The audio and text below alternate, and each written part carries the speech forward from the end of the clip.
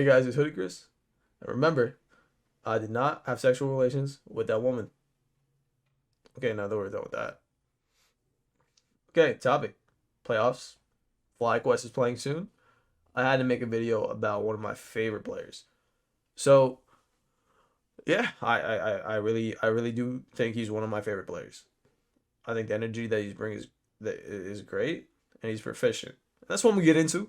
That's what we get into. Real quick, some history about my man here.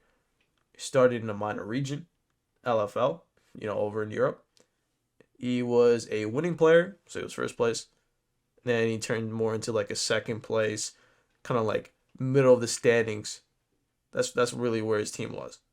Then he comes over to North America, and I think FlyQuest has one of their better placings, in the regular season. I don't think they really expected to get first like they did, and I'm willing to give a good amount of credit to my man here. Okay, I think he's great. I think he's great on the map. He is great at roaming. He's really good. I'm gonna say though, Zoe does carry him. Zoe definitely does push his value through the roof with how he plays his champion. Okay, so his history. Started in Europe, great mid laners. Okay, and he showed it here, especially on his champion. So if he gets Zoe, he's killing somebody. That bubble is landing. He's getting a kill bot lane.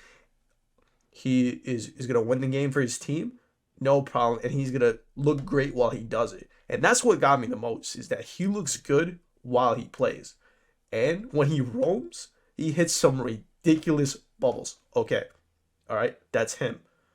I think though, my man does have champion issues, and that's gonna give him championship issues.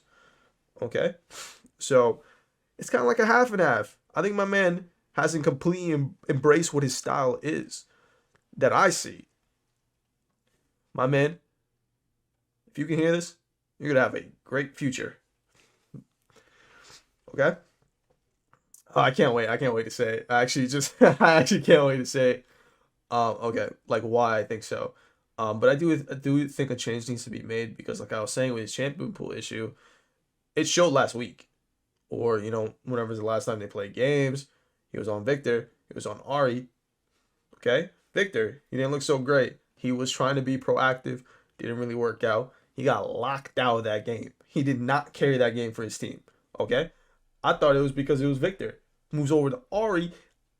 He has a worse performance on Victor than his Victor game. I think he was like 0-3, like somewhere in the middle of the game. It was crazy. Now it is still a team game, yada yada. But this is my star player here. This is the guy I have some stock into, so I expect him to do a little more. Now I'm thinking, okay, he's a great roamer. This is where I'm getting to the point that I'm really excited about. He's a great roamer. Okay, so what does a great roamer need? My man is an assassin player. He is an assassin player. Just already does not have the damage that he needs to make the plays that he wants to make and how he's going to affect the game and change the meta. I think my man can change the meta. He is the smiling Joker.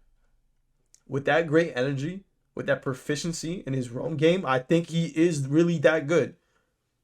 I think if he starts to embrace the dark side of the meta and plays these assassin picks now, I don't think it's foolproof.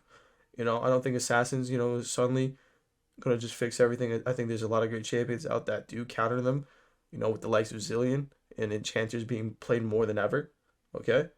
But we're talking about assassins here, guys. When's the last time assassins have legitimately been in the meta that was not in this recent rotation of jungle? And it was mid lane. Especially in the meta where Azir and Corki were dominating. Now, I'm not going to say, maybe assassins would have been good during that rotation. Azir is kind of a stupid champion. All right?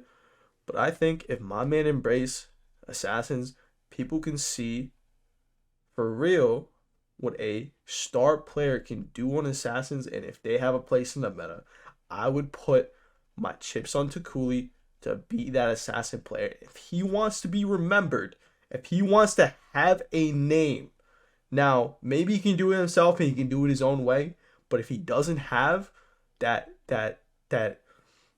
vision of what's gonna make him a star player, I think this is it. I think he's an assassin player, and I will bet money one more time. I just need to say it one more time because I'm just not quite hitting the mark here. He will be remembered in League of Legends history if he goes down the route of mid lane assassins.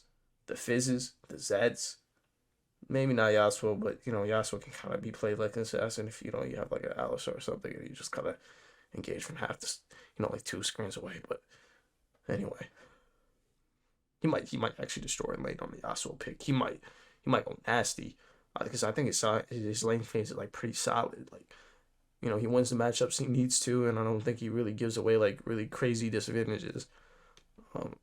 I could see him on like a mid lane Yasuo. That sounds actually really exciting. Look at him. He looks great, doesn't he? I think he looks great. All right. Like I said, Toucouille, I hope you see this video. I'm leaving you, my man, and thank you for coming to our region because you are one of the influence that we appreciate having here. Keep spreading that influence, man, and pick up those assassins. Show us what they can do, dude. All right, Hoodie Chris out. Always stargazing, my. I can see what makes a different technique that is hidden. Title on my wall, call me stargazer. Only using my best so I can say, see you later. I believe in skill and potential, but everybody got something fundamental. And that's what I find instrumental.